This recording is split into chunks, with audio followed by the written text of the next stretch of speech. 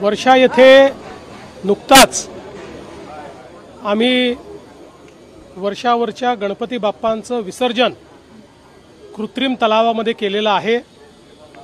10 दिवस बाप्पा वर्षावर विराजमान होते आणि संपूर्ण महाराष्ट्राला आशीर्वाद देत होते।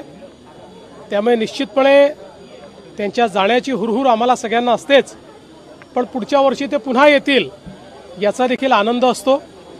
आज राज्यभरामध्ये अतिशय उत्साहाने गणेश विसर्जन चाललेलं आहे। सगळीकडे उत्साह आहे।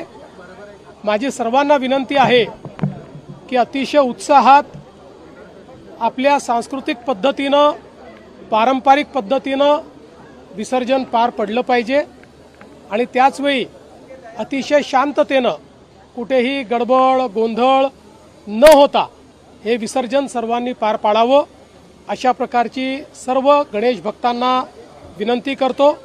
श्री गणेशाचा आशीर्वाद हा सर्वांना प्राप्त व्हावा आणि पुढच्या वर्षी गणपती बाप्पा पुन्हा लवकरात लवकर यावे अशा प्रकारची गणपतींच्या चरणी प्रार्थना करतो।